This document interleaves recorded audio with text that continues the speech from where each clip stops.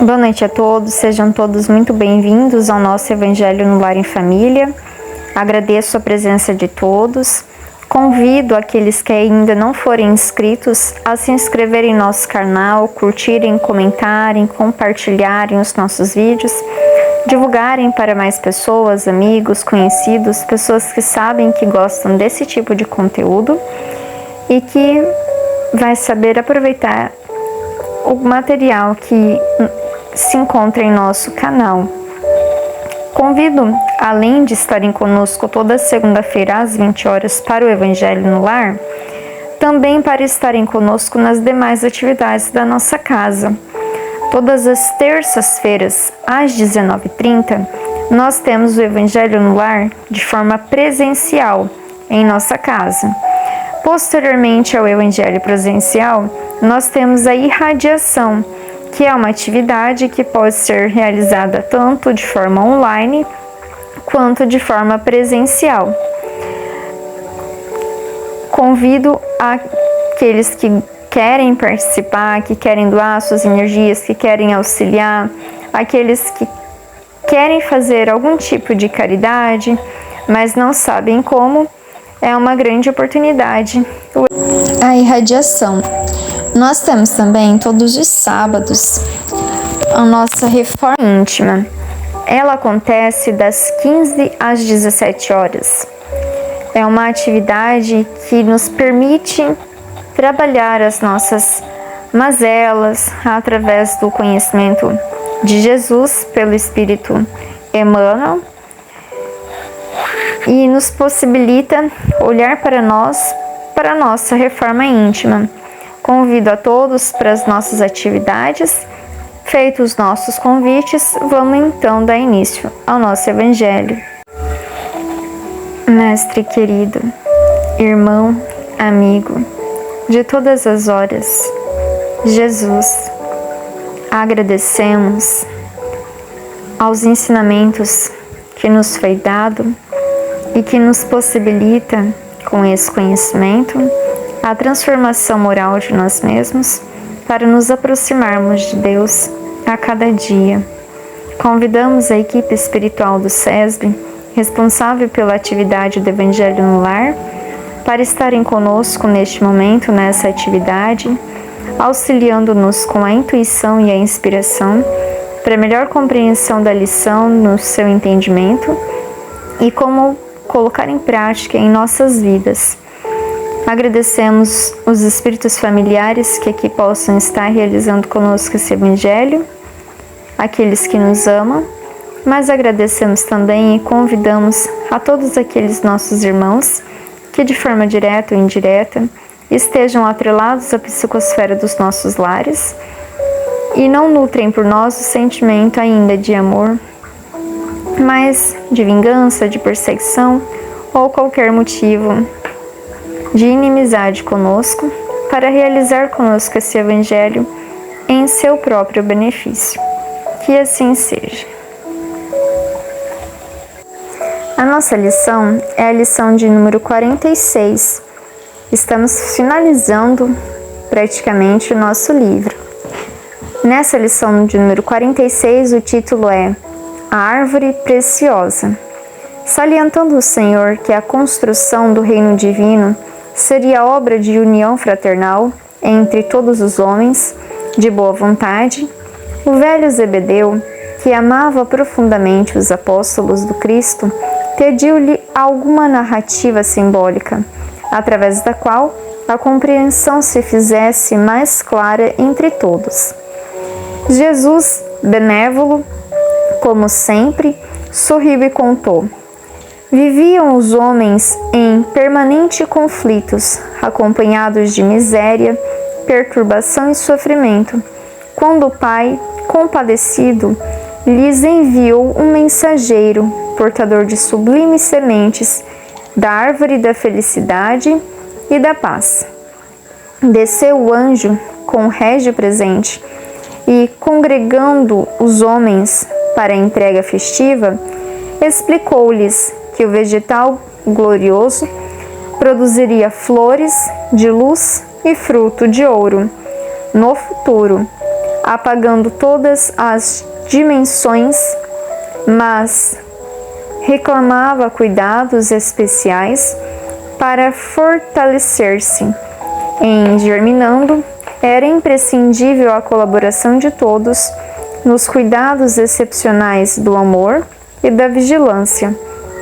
As sementes requeriam terra conveniente, aperfeiçoado sistema de irrigação, determinada classe de adubo, proteção incessante contra insetos daninhos e procedências diversas nos tempos laboriosos do início. A planta, contudo, era tão preciosa em si mesma que bastaria um exemplar vitorioso para que a paz e a felicidade se derramassem benditas sobre a comunidade em geral. Seus ramos abrigariam a todos, seu perfume envolveria a terra em branda harmonia, e seus frutos, usados pelas criaturas, garantiriam o bem-estar do mundo inteiro. Fim da promessa.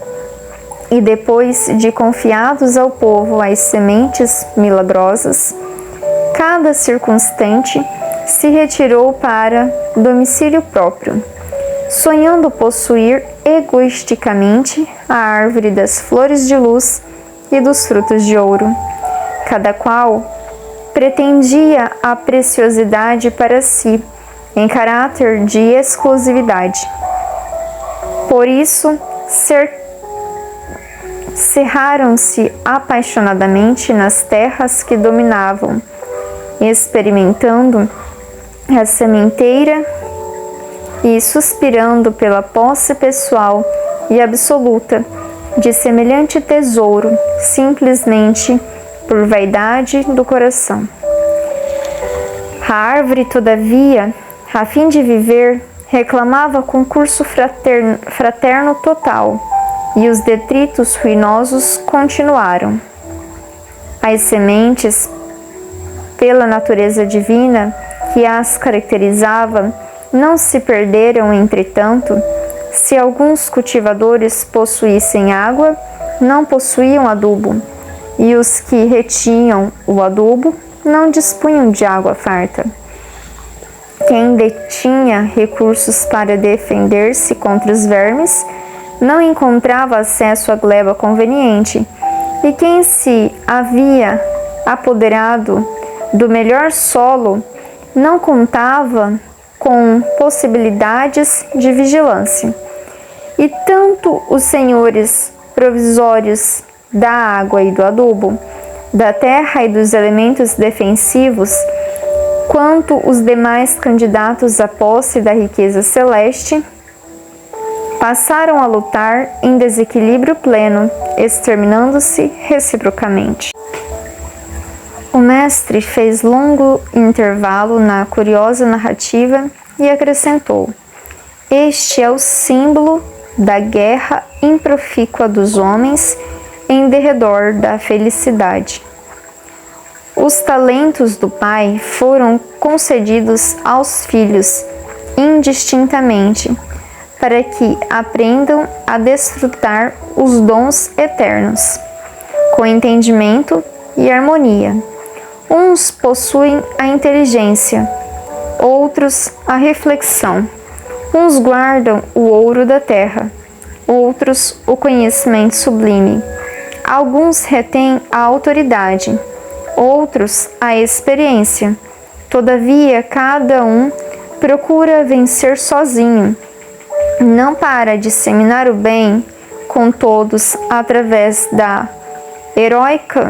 heroísmo da virtude, mas para humilhar os que seguem a retaguarda. E fitando Zebedeu de modo significativo, finalizou: quando a verdadeira união se fizer espontânea entre todos os homens no caminho redentor do trabalho santificante do bem natural, então o reino do céu resplandecerá na terra à maneira da árvore divina das flores de luz e dos frutos de ouro. O velho Galileu sorriu, satisfeito, e nada mais perguntou. Vamos então ao entendimento da lição. A nossa lição de número 46, a árvore preciosa.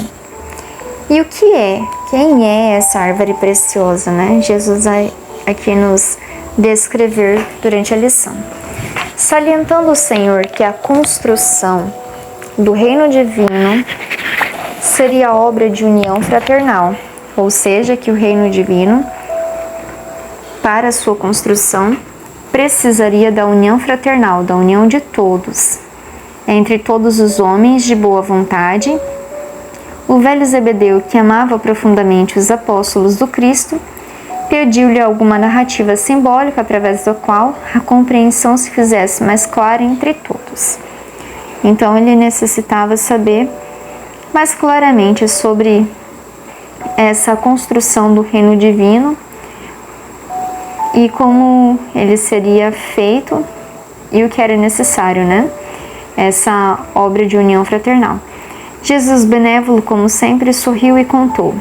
Viviam os homens em permanente conflitos, acompanhados de miséria, perturbação, sofrimento, e isso é até hoje, quando o Pai compadecido lhes enviou um mensageiro, portador de sublime semente da árvore da felicidade e da paz.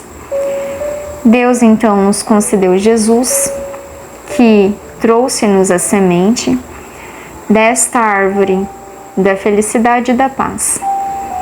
Desceu o anjo com o régio presente e, congregando os homens para a entrega festiva, explicou-lhes que o vegetal glorioso produziria flores de luz e frutos de ouro no futuro, apagando todas as dissensões, todas as discórdias, todo entendimento contrário, mas reclamava cuidados especiais para fortalecer-se. Em germinando, era imprescindível a colaboração de todos nos cuidados excepcionais do amor e da vigilância. As sementes requeriam terra conveniente, aperfeiçoado sistema de irrigação, determinada classe de adubo, proteção incessante contra insetos daninhos e providências diversas nos tempos laboriosos do início. Logo do início do nosso cristianismo, na implementação, aqueles que implementaram no seu início tiveram que ter bastante cuidado, bastante vigilância, bastante amor, bastante doação nesse trabalho do início, na implementação desses conhecimentos trazidos por Jesus, que são essas sementes. As sementes requeriam terra conveniente, aperfeiçoado sistema de irrigação, determinado adubo, proteção incessante contra insetos daninhos e providências diversas nos tempos laboriosos do início. A planta, contudo, era tão preciosa entre si que bastaria um exemplar vitorioso para que a paz e a felicidade se derramassem benditas sobre a comunidade em geral. É interessante que sempre quando alguém se ilumina, sempre que alguém consegue trazer esse conhecimento às claras, muitas pessoas são auxiliadas em derredor dessa pessoa. Nós trazemos sempre como exemplo, mas seria desperdício não mencioná-lo, Francisco de Assis, Chico Xavier, foram exemplares de Valdo, são exemplares dessa árvore bendita que conseguiram se fazer frutos, conseguiram trazer essa felicidade e essa paz a todos aqueles que eles auxiliaram através dos seus exemplos de vida, da sua moralidade, da forma como eles conduziam a sua vida em decorrência dos ensinamentos de Jesus. Então a gente às vezes acha que o mundo, ele para se modificar, precisa de muita coisa, mas como Jesus aqui diz, basta um exemplar vitorioso. Seja derramada sobre aquela comunidade inteira a felicidade e a paz. Então basta que um de nós iluminemos na nossa família para que a gente consiga fazer com que a nossa família seja também abastecida por essa paz e essa felicidade na nossa comunidade, no nosso centro, onde quer que estejamos. Basta um exemplo no bem para que as pessoas tenham a quem seguir. E fim da promessa, e depois de confiados o povo as sementes milagrosas, e aí ele diz aqui que seus ramos abrigariam a todos, seu perfume envolveria a terra em branda harmonia, e seus frutos, usados pelas criaturas, garantiriam o bem-estar do mundo inteiro. Os ensinamentos de Jesus, que Jesus veio nos trazer, são esses exemplares de sementes que foram espalhadas a fim de nos darem a possibilidade, pelo trabalho no bem, dessa produção dessa árvore bendita, para nos conceder futuramente, como Jesus nos diz, futuramente, um trabalho de todos, essa árvore produzirá frutos e flores, flores de luz e frutos de ouro. Fim da promessa, e depois de confiados os povos às sementes milagrosas, cada circunstante se retirou para o domicílio próprio, sonhando possuir egoisticamente a árvore das flores de luz e dos frutos de ouro. Cada qual pretendia a preciosidade para si, em caráter de exclusividade. Para isso, cerraram-se apaixonadamente nas terras que dominavam, experimentando a sementeira e suspirando pela posse pessoal e absoluta da semente de semelhante tesouro, simplesmente por vaidade do coração. Este é o grande mal do ser humano. Está intrínseco em nós, o egoísmo. Kardec pergunta aos espíritos, na questão 913, dentre os vícios, qual se pode considerar como radical? Aquele que está em tudo, aquele que é a raiz de todos os males. E os espíritos respondem a Kardec que era o egoísmo, e que todos os nossos vícios, que todo o nosso mal se encontra no egoísmo. O egoísmo dele deriva todo o mal. Estudai todos os vícios e vereis que no fundo de todos está o egoísmo. Então, a razão de todos os nossos males provém do egoísmo. Ele é o radical, é ele que está por trás de tudo, de todos os nossos males. E aí, Kardec também nos pergunta aos espíritos, já que o egoísmo se encontra em tudo, o egoísmo está fundado sobre o sentimento de interesse pessoal, parece bem difícil de ser inteiramente extirpado do coração do homem. Isso se conseguirá? Então ele pergunta se o homem conseguirá extirpar esse egoísmo do seu coração. E os espíritos respondem que, à medida que os homens se esclarecem sobre as coisas espirituais, à medida que a gente for trabalhando a nossa espiritualidade, as nossas questões morais, espirituais, que nos ligam a Deus, ligam-se menos às coisas materiais. Então, à medida que a gente vai evoluindo, à medida que a gente vai se importando mais com os nossos espíritos, a gente vai se desligando às coisas materiais, consequentemente. Então, vamos nos dissipando deste nosso mal, o egoísmo. E aí ele diz que, aliás, é preciso reformar as instituições humanas que o entretêm e o excitam. Isso depende da educação. Então, os espíritos nos esclarecem que nós necessitamos de educação para que nós consigamos extirpar esse mal, esse egoísmo na nossa sociedade. nas nossas instituições religiosas, inclusive. Porque ele coloca aqui, no exemplo da lição,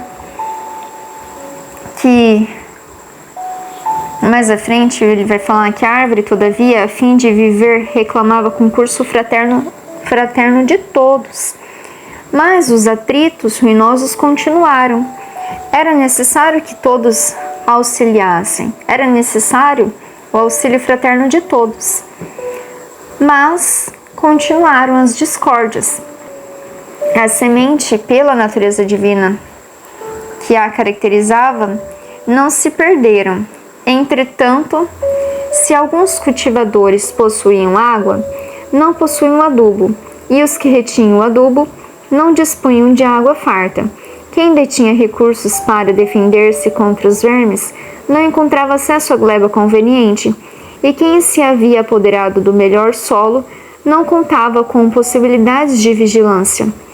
E tanto os senhores provisores da água e do adubo, e da terra e dos elementos defensivos, quanto os demais candidatos à posse da riqueza celeste, passaram a lutar em desequilíbrio pleno, exterminando-se reciprocamente. Todas as religiões, todas as escolas, tudo que existe no nosso planeta foi criado com possibilidades para que nós evoluamos. A ciência tem a sua finalidade de evolução da nossa parte tecnológica, da nossa ciência, para que nós tenhamos uma melhor vida material. E as religiões, as instituições, os religiosos têm essa possibilidade de fazer com que nós pensemos na parte espiritual, da nossa essência divina, que nos liga a Deus e que é essencial para a nossa evolução moral e espiritual. Tudo é importante. Mas, pelo egoísmo, nós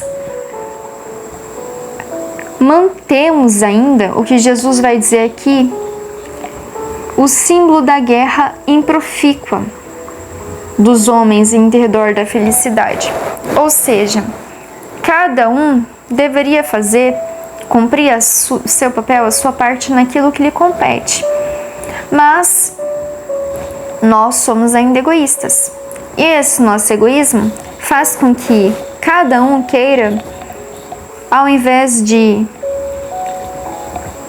unir para que consigamos todos evoluir em conjunto, um tenta sobressair-se ao outro e acaba não unindo todas as peças, digamos assim, para se fazer produzir essa árvore que aquele nos deu, a árvore. Um exemplo bem simples. Hoje, por exemplo, a nossa ciência briga com a religião. É entendível essa briga, até pelas loucuras que a religião no passado já cometeu, inclusive matando muitos cientistas. Mas hoje há uma dualidade e a ciência, grande parte dos cientistas inclusive, são considerados ateus, se consideram ateus ou se consideram agnósticos. E houve essa ruptura da nossa ciência com a religião. A religião se evoluiria muito mais com a ciência e a ciência se evoluiria muito mais com a religião, porque ambas são importantes. A parte material e a parte espiritual são importantes e é importante essa união, porque se você estuda só a ciência, você não vai compreender a existência de uma forma geral. Você vai compreender o ser humano toda a sua parte biológica, mas a sua parte espiritual, mental, emocional vai ficar sempre aquém, porque esse setor compete à parte espiritual, a ciência religiosa, a ciência moral, a ciência espiritual. Então, uma é um complemento da outra, mas enquanto não se tem essa união, enquanto cada qual quer caminhar sozinha, vão ficar incompletas e essa árvore vai continuar sem produzir frutos de luz, flores de luz e frutos de ouro, porque ainda não está completa.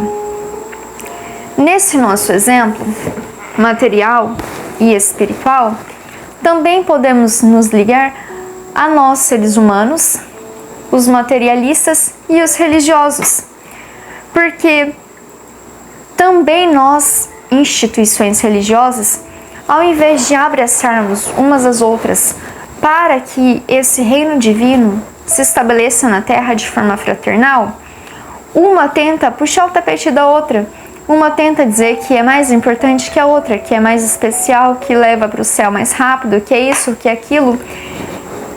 E há uma discórdia entre elas, uma competição entre elas, uma guerra improfícua, como Jesus aqui nos diz.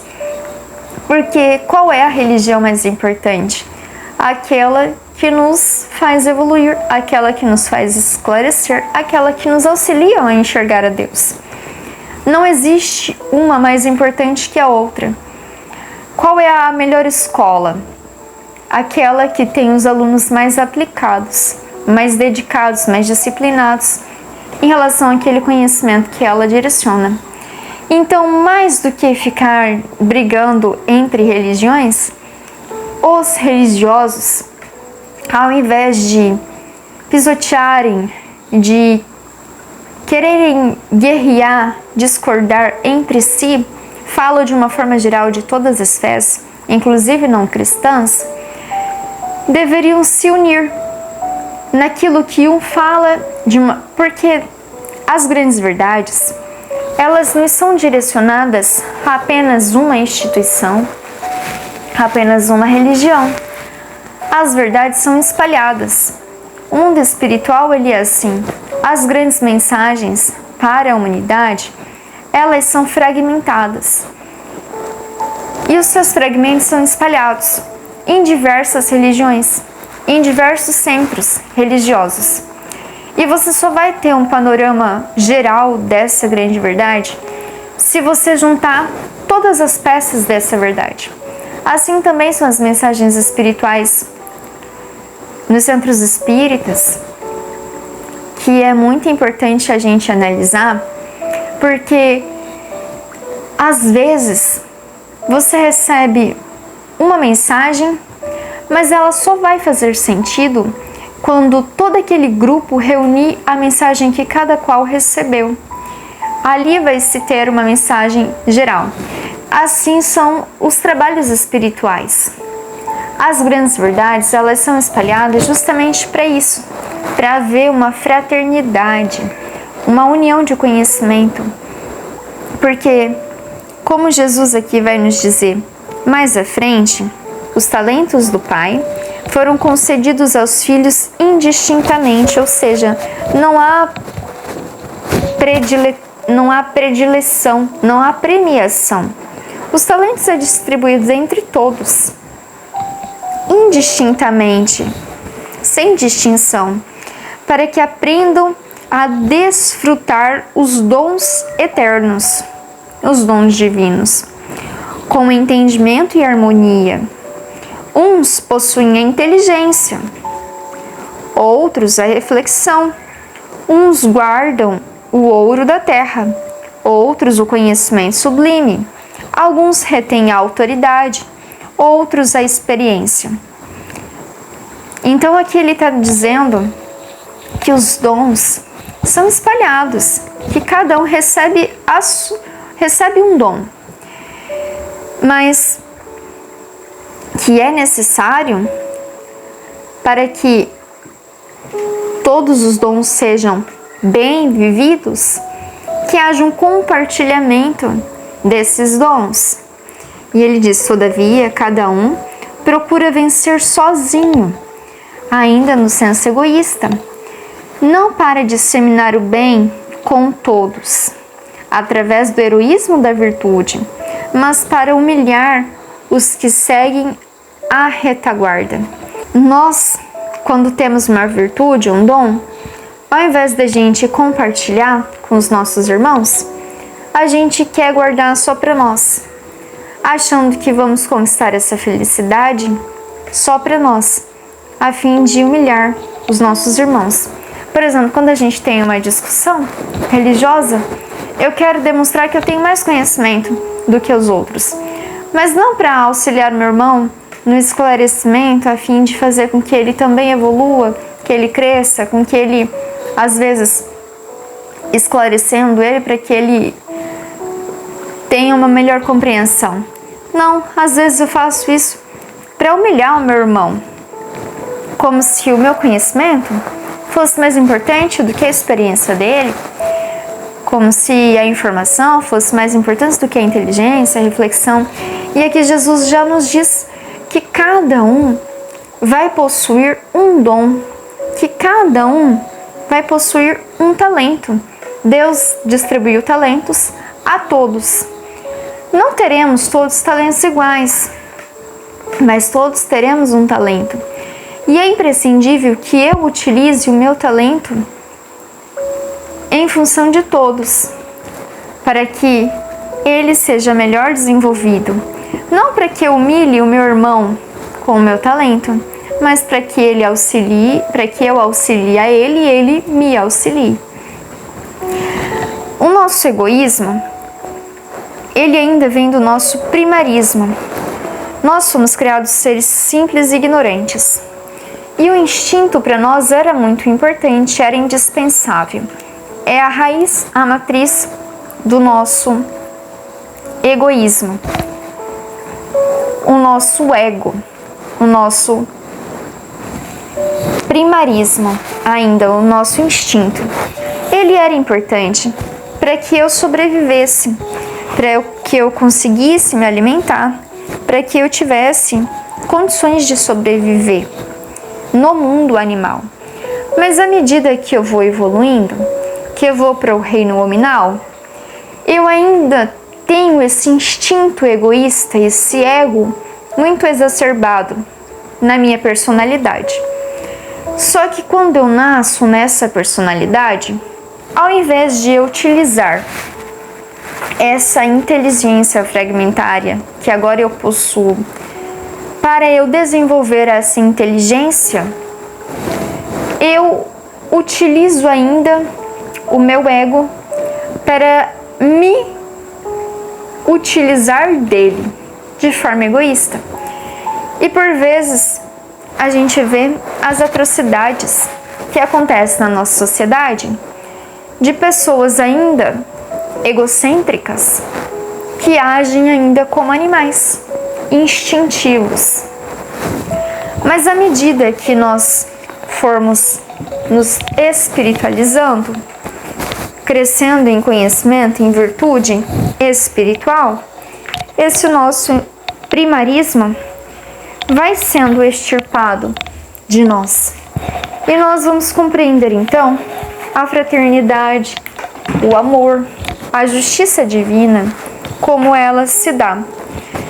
Quando eu era ainda dominado pelo ego, por esse instinto, eu recebia do meu ego uma recompensa imediata a cada ação que eu executava. E Deus não é imediatista nas suas ações. Ou seja, para eu reconhecer uma virtude que eu estou trabalhando, vai muito tempo. Dar um exemplo. Para que eu veja que eu sou paciente, vai muito tempo, porque eu passarei por inúmeros testes. A paciência, como todas as virtudes, são desenvolvidas pela ação, como nós já dissemos no evangelho anterior. E essa ação, ela é constante de experiências que me possibilitam aprimorar essa virtude dentro de mim. Ela não vai se nascer do nada. Então, as virtudes espirituais, elas não são imediatistas. E Deus, então, não é imediatista para mim.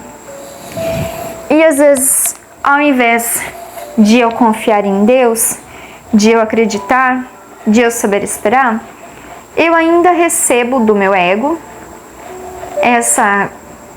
esse imediatismo das minhas ações, essa recompensa imediatista, e eu acabo sendo guiado pelo meu ego.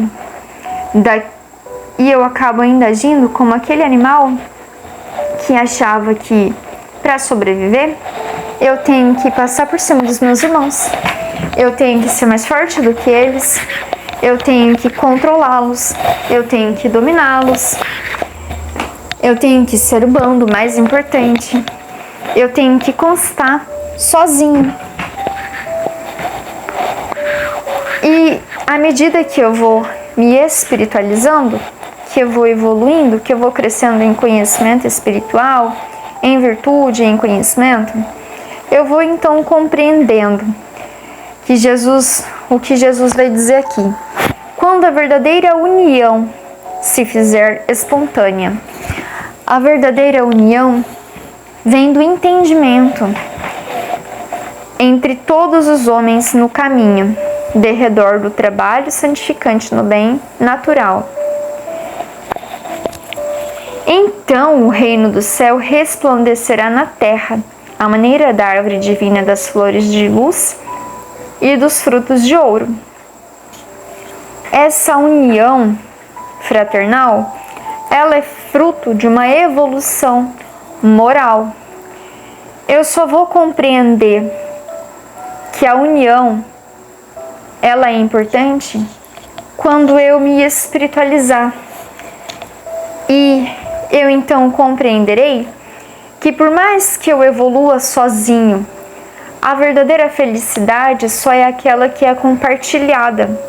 Então, enquanto eu ainda não compartilhar com os meus irmãos a minha evolução entre todos, não estarei compartilhando essa verdadeira felicidade. Não estarei me utilizando dos meus dons no todo, em benefício de todos. E aí Jesus diz que o reino dos céus, que a gente tanto fala, que o reino dos céus nada mais é do que quando nós já possuirmos em nós, na nossa vida, na nossa sociedade, já agirmos conforme os ensinamentos de Jesus. Esse é o reino divino, é o reino do céu. E esse reino do céu acontecerá na terra quando todos nós já agirmos de forma fraternal, no trabalho edificante, no trabalho de auto-renovação, de auto-aprimoramento, de evolução espiritual, em cooperação. À maneira da árvore divina, das flores de luz, das flores do conhecimento, que nos esclarece, que nos ilumina, e dos frutos de ouro, dos frutos preciosos da justiça e do amor de Deus.